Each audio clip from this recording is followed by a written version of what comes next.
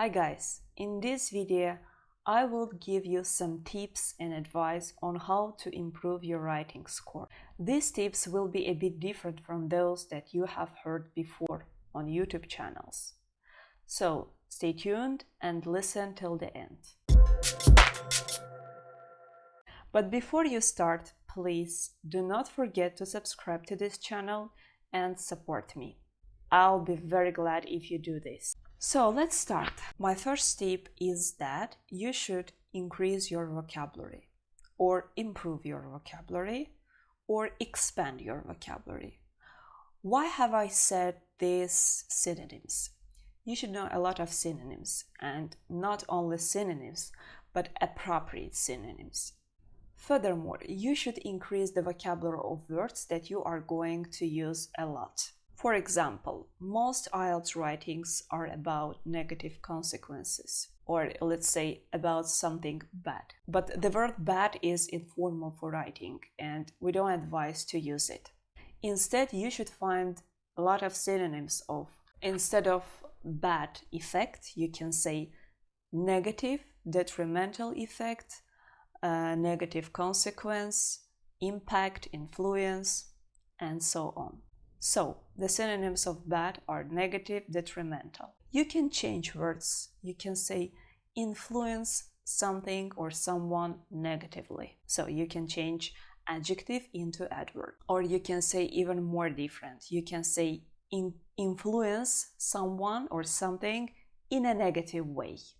From this word, we have known that we can use many synonyms of the word influence. Its impact, effect, influence, these ones. The next word that is commonly used in IELTS writing is important. And of course, we can't use the word important too many times. We should somehow change it. So there are plenty of synonyms to important, but we will not use all of them because it depends on your context. If you want to say like an important role, you can say a crucial role, a prime, something, it's a prime reason. For example, if you want to use the word important with reason, you can say important reason, crucial reason, you can say significant reason, you can say pivotal reason, prime reason. There are also some words that are considered the synonyms of important, like remarkable, noticeable. They are also important, but not in a common way. It's like something outstanding that we immediately see. The next word is useful. We also use the word useful too many times. Instead of useful, you can say beneficial, or something is of benefit to someone or to something. The second tip is try to take some words from reading. I know they are a bit difficult and sometimes they are too scientific, but some of them are not. And you can write them down somewhere.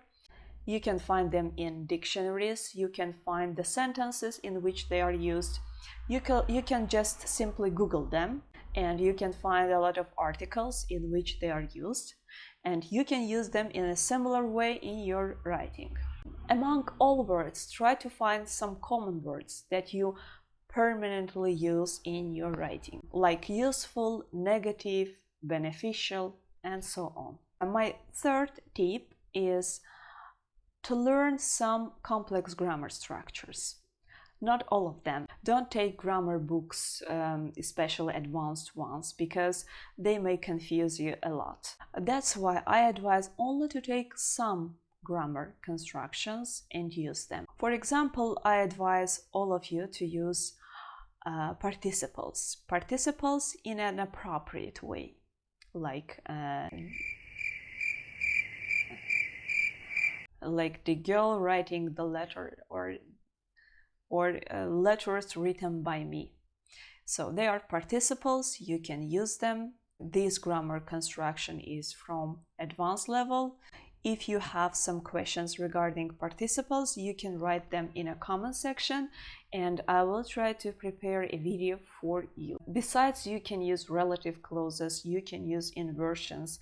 They are all from advanced grammar structures. And I also advise you to be very careful with articles. While writing any noun, think twice before you put an article before this noun. Maybe there is even no need for an article. Be very careful, because articles, they are something unique in English language, somehow unique. So you should be very careful while writing essay, especially regarding articles. My next advice to you is do not confuse informal and formal languages. They are completely different. In formal speech, you can use, especially in speaking or in informal letters, let's say, but formal we mostly use in our writing. Actually, our writing is not super formal style because it's one level higher than composition, and as you know, composition is not super formal style. What you should mention especially about formal style. In formal style, you shouldn't use any contractions. It's like don't, I'm, his, she's, he'd, she'd, and so on. We don't use contractions, just remember this. The next, some teachers say that it's not good to start sentences with there is or it is. Yeah, I can say that there is considered like an informal sentence. But if you write a brilliant essay with brilliant ideas, brilliant supportive sentences, topic sentences, and so on, just one sentence with there is will not make you a big problem. You can write them, but not too often. Regarding it is, actually, if you use it is like a cleft sentence, it would be good. For example, you can say it's air pollution which causes respiratory diseases among people. This is a cleft sentence. It's a good way.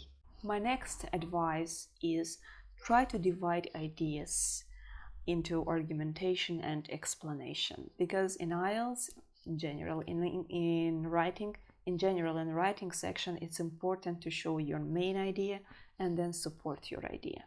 It's like thesis sentence or topic sentence and then explanation. It's very important to have a clear structure of what you are writing so that the examiner will understand what you have written. My next advice to all students preparing for IELTS: do not neglect model essays on the internet. Read them, try to take some ideas, try to take some good words, vocabulary, try to use their grammar structures, like complex grammar structures, and try to take ideas. Look how they divided their idea into argumentation and support. I don't say that all essays are good, because there are awful essays as well. Try to find good websites where you can take really good samples. I'll not just name them, but you can find a lot of and besides reading model essays, it's also better to read some articles. Articles are longer, they don't have ideas, they are not written in IELTS writing style, but again, you can take some useful words or grammar structures that can improve your writing a lot. It's a good way. I used this when I started to prepare for IELTS. My next advice is try to develop ideas. There are plenty of essays, but most of them have the same meaning. Sometimes they change questions, but the meaning is the same. For example, it can be about air pollution, water pollution. It's about education, parents. There are actually around 20 topics that IELTS covers every time. And the reasons for agree-disagree essays and the reasons for cause-solution essay are the same. So if you develop your ideas every time, if you take various essays and develop ideas, if you find them on the internet, if you cannot develop your own ideas, you can improve your brainstorming a lot. It's like creating new neurons in your brain. And my last tip to improve your writing is to subscribe to this channel.